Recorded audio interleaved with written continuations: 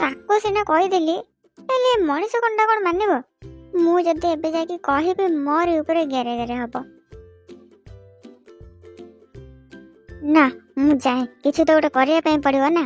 ତାକୁ ଯେତେବେଳେ ହଁ କହିଦେଇଛି, ଇଏ ତ ନଗଲେ ନହବ ଆଉ। କୁହନ୍ତିନି, ବେଳ ଆସିଲେ ଗଧ ପାଦ ବି ଧରିବା ପାଇଁ ପଡିବ। ମୋର ବି ଠିକ ଆଜି ସେଇ ଅବସ୍ଥା।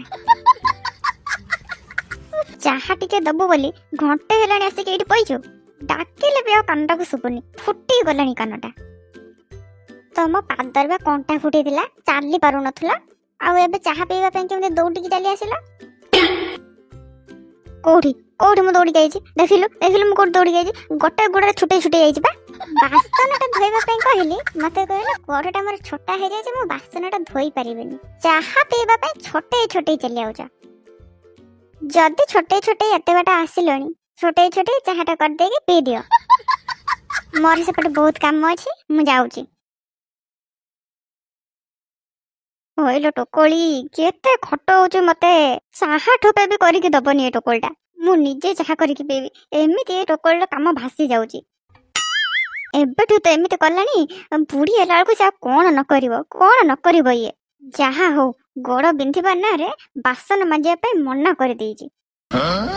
ସବୁଦିନ କିଛି ନା କିଛି ଗୋଟେ ବାହାନା କରିକି ମତେ ରହିବା ପାଇଁ ପଡିବ, ନହେଲେ ମତେ କାମ କରେଇ କରେଇ ମାରିଦବ ଏ ଟୋକଳିଟା।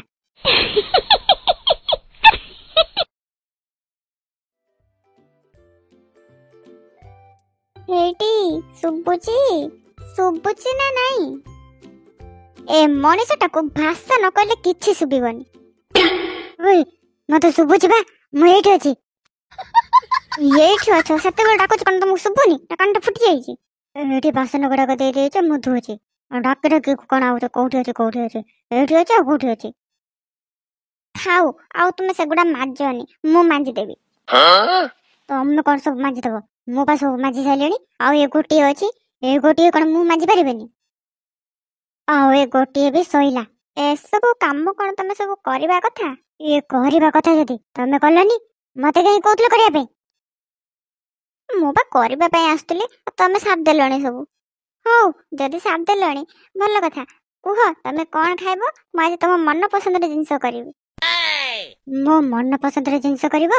ହଉ, ଟିକେ ବିଷ କରିଦିଅ, ଖାଇ ଦେଇକି ଶୋଇ ପଡିବି। ଆଉ ବାଳ ଥିବି ଯେ ମାଇପଙ୍କ ଭଳି ଘର କାମ କରିବି। କାହା ଘରେ ଯଦି ମୁଁ ଚାକର ହେଇକି ରହିଯିବି, ତାହା ଘରେ ବି ମୁଁ ଏତେ କାମ କରନ୍ତିନି ଯେତିକି କାମ ମୁଁ ଏଇ ଘରେ କରୁଛି। କଲା ମଣିଷଟାକୁ ମୁଁ ଭାବୁଥିଲି ସାକୁଲେ ସୁକୁଲେ ହେଇକି କାମଟା କହିଦେବି, ଇଏ ତ ମୁହଁଟା ଫେରି ଦେଇକି ପଳେଇଲା ଆଉ। ଏଇ ପୋଡା ମୁହଁଟା କଣ କମ କି? ଭାରି ରୁଆ ପଇଆର। ନା, ମୁଁ ଯାଏ। ଏ ପୋଡା ମୁହଁଟାକୁ ବୁଝେଇ ସୁଝେଇ ନ ପଠେଇଲେ ହବନି। ମୋ କାମଟା ଖାଲି ସରିଯାଉ, ତାପରେ ତ କଥା ବୁଝିବି। କେତେ ରଙ୍ଗ ଦେଖେଇ କଥା କହୁଛୁ ମୋ ଆଗରେ।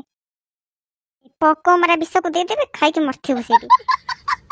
କୁଆଡେ ଗଲା ଏ ପୋଡା ମୁହଁ? ତ ପଛେ ପଛେ ଏଇଠି ଦୌଡିବାକୁ ହବ।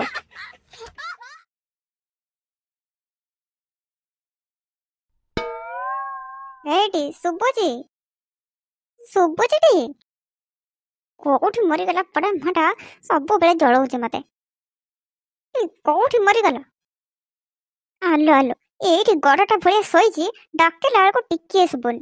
ଅନାନି ହାରାମଜାଦା, ମୋ କାମଟା ଖାଲି ଟିକିଏ ହେଇଯାଉ, ତାପରେ ଚିହ୍ନିବୁ ମତେ। ନା ନା, କାମ ଯେ ପର୍ଯ୍ୟନ୍ତ ହେଇନି, ମତେ ଟିକେ ନିଜକୁ ସମ୍ଭାଳିବା ପାଇଁ ପଡିବ। Control Sabita, control. କଣ କରିବି? ଏମାନଙ୍କ କାମ ଗୁଡାକ ଦେଖିଲା ବେଳକୁ ମୁଁ ଆଉ ନିଜକୁ କଣ୍ଟ୍ରୋଲ ବି କରିପାରୁନି। ବେ କଣ୍ଟ୍ରୋଲ ହେଇଯାଉଛି ଏମାନଙ୍କୁ ଗାଳି ନ ଦେଇକି। ଏଇଠି ଶୁଭୁଛି? ଏଇଠି ଶୁଣ। ଏ ପଡା ମୁହଁ, ଉଠୁନୁ। ନା ନା, ଟିକେ ଗୋଡଟା ଦବେଇ ଦିଏ। ଓଇ, ମୋ ଗୋଡ କଣ ଦବଉଛ? ଇଚ୍ଛା ତ ହଉଛି ବେକଟାକୁ ଦାବି ଦିଅନ୍ତି। ତମେ ସବୁବେଳେ କେତେ କାମ କରୁଛ, ଗୋଡଟା କଣ ମୁଁ ଦବେଇ ଦେବିନି? ଦୁନିଆର ସବୁ ସ୍ତ୍ରୀ ମାନେ ଗୋଡ ଦବେଇ ଦିଅନ୍ତି ସ୍ୱାମୀ ମାନଙ୍କର, ଆଉ ମୁଁ ତ ସେଇଆ କରୁଛି। ଆଉ ପଚାରୁଛ କଣ ଯେ? ମୁଁ ଏଇଥିପାଇଁ ପଚାରୁଛି, ଆଜି ଯାଏ ମୋର କେବେ ଗୋଡ ଦବେଇନ ତମେ। ସବୁ ବୁଝିଗଲିଣି ମୁଁ। କାମ କଣ କୁହ? ନାଇଁ ମ, ସେମିତି କିଛି କାମ ନୁହଁ। ମୁଁ ଖାଲି ଏମିତି ଗୋଡ ଦବଉଥିଲି ନା ଆଉ। ତମେ ତ ସବୁବେଳେ ଖାଲି ଗୋଟେ ଅଧିକ ହେଇକି ଭାବୁଛ ଆଉ। ହଁ, ଅଧିକ କଥା କୁହନି, କଣ କାମ କୁହ? ହଉ ଆଉ ତମେ ଯଦି କହୁଛ ତାହେଲେ ମୁଁ କହୁଛି। ଏଇ କଥା କଣ କି ମୋ ଭଉଣୀ ଏଇ ନିକିତା ସେ କାଲି ଭୁବନେଶ୍ୱରରୁ ଆମ ଘରକୁ ଆସିଥିଲା। ଆଜି ସକାଳେ ସେ ମତେ ଫୋନ କଲା ଆଉ କହୁଥିଲା ଏଇଠିକି ଆସିକି ଟିକେ ବୁଲାବୁଲି କରିକି ଯିବ 8 ଦିନ ପାଇଁ, ମାତ୍ର 8 ଦିନ। ଆଚ୍ଛା, ଆମ ଘରକୁ ଆସିବ? ଇଏ ତ ଭଲ କଥା। ହଁ, ତମେ ଯାଇକି ତାକୁ ଟିକେ ଛକ ପାଖରୁ ନେଇ ଆସିଥାନ୍ତ। ଏବେ ଯିବି କି? ଏବେ ନା ନା, ସନ୍ଧ୍ୟା ବେଳକୁ। ଓହୋ, ହଉ, ଯେତେବେଳେ ଆସିବ ମତେ କହିବ, ମୁଁ ଯାଇକି ତାକୁ ନେଇ ଆସିବି। ନେଇ ଆସିବ? କୋଉଥିରେ ଆଣିବ ତାକୁ? କୋଉଥିରେ ଆଣିବ କଣ, ସେଇଠି ବା ଆମ ସ୍କୁଟରଟା ପଡିଛି, ସେଇଥିରେ ଯାଇକି ନେଇ ଆସିବି। ସ୍କୁଟରରେ ଆଣିବ? ହଁ, ଆଉ କଣ ଏରୋପ୍ଲେନ ନେଇକି ଯିବି? ନା ନା, ଏରୋପ୍ଲେନ ସବୁ କେମିତି ଯିବ? ଏରୋପ୍ଲେନ କଣ ଏଇଠି ଉଡି ପାରିବ? ହଁ, ତମେ ଜାଣିନ କି ଏଇଠୁ ଛକ ପାଖକୁ ଏରୋପ୍ଲେନ ଯିବା ଆସିବା ବି କରୁଛି। ସତରେ? ହଁ, ସତରେ। ତାହେଲେ ଭଲ ହେଲା। ଆଉ ମୁଁ ଭାବୁଥିଲି ଗୋଟେ କାର ନେଇକି ତାକୁ ଆଣିଥାନ୍ତ। ଭଲ କଥା, ଏରୋପ୍ଲେନରେ ସେ ଆସିବ। ଆଉ ବେୟା ମୁହଁକୁ ଲାଜ ବୋଲି ଟିକିଏ ନାହିଁ, କହିଲା ଏରୋପ୍ଲେନରେ ଯାଇକି ନେଇ ଆସିବ। ତ ବୋପା ଯେମିତି ଏରୋପ୍ଲେନ ଟାକୁ ଚଲଉଛି, ଭଡାରେ ଯାଇକି ନେଇ ଆସିବି। ତମେ କହିଲେ ଚାଲୁଛି, ସେଇଥିପାଇଁ ମୁଁ କହିଲି। ଆଉ ମୁଁ କେମିତି ଜାଣିବି? ତୁ ଆଉ ବାଳ କଣ ଜାଣିଛୁ କି? ଖାଲି ଘର କାମରେ ଘଇତାକୁ କେମିତି ଖଟାନ୍ତି ସେଇଟା ଜାଣିଛୁ। ଅଧିକା କଥା କୁହନି। ତମେ ଯାଇକି ଗୋଟେ କାରରେ ମୋ ଭଉଣୀକୁ ନେଇକି ଆସିବ। କାହାର ନା ମୋ ବହୁତ କୋଟିପତି ଘରିଆ ଲୋକ ଗୁଡାକ କହିଲେ କାରରେ ଯାଇକି ନେଇ ଆସିବ। କଣ ଜାଣିଛ ତମେ? କଣ ଜାଣିଛ ତମେ? ଭୁବନେଶ୍ୱରରୁ ଡାଇରେକ୍ଟ ଏଠିକି ଆସିବ। ତମେ ଗୋଟେ ଧଡଧଡିଆ ସ୍କୁଟର ନେଇକି ଯିବ। ତାକୁ ଖରାପ ଲାଗିବନି? ତା ପ୍ରେଷ୍ଟିଜ ଲିକ୍ ହେଇଯିବନି? ହଁ, ଲିକ୍ ନା ପମ୍ପଚର ହେଇଯିବ। ଅଧିକ କଥା କୁହନି। ସ୍କୁଟର ନେଇକି ଯିବି, ଆସିଲେ ଆସିବ, ନ ଆସିଲେ ନାହିଁ। କଣ ହେଲା? ମୋ ଭଉଣୀ ଆସିବନି? ତମ ଭଉଣୀ ଆସିଲା ବେଳେ ତ ଭାରି ଚାଲି ଆସୁଛି, ମୋ ଭଉଣୀ କଣ ପାଇଁ ଆସିବନି? ମୋ ଭଉଣୀ ଆସିଲେ ସେ ଚାଲିକି ଆସୁଛି, ତାକୁ କହୁନ ସେ ଚାଲିକି ଚାଲି ଆସିବ। କଣ ହେଲା? ତମ ଭଉଣୀ ଆଉ ମୋ ଭଉଣୀ ସମାନ?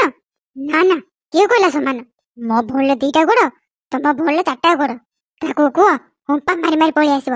ସ୍କୁଟର କି କାର କିଛି ଦରକାର ପଡିବନି। ଅନେଇଲୁ ଝାଡା, ବହୁତ କଥା କହୁଛୁ, ବହୁତ କଥା କହୁଛୁ ତୁ। ଭଲରେ ଭଲରେ ଯଦି ମୋ ଭଉଣୀ ଆସିକି ସଞ୍ଜବେଳେ ନ ପହଞ୍ଚିଲା, ଚିହ୍ନିବୁ ମତେ।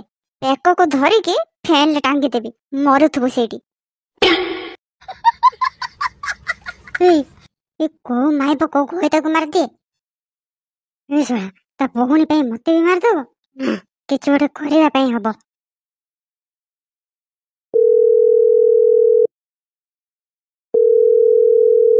ଓହୋ, ଝିଅଟା କଲ କଣ ପାଇଁ ଉଠଉନି? ମୁଁ ଆଉ ଥରେ କରେ। Hello hello hello. ହଁ ହ୍ୟାଲୋ, ଦିଦି କହ। ଆଲୋ, କେତେ ଥର ମୁଁ କଲ କଲିଣି, ଏବେ ଉଠଉଛୁ?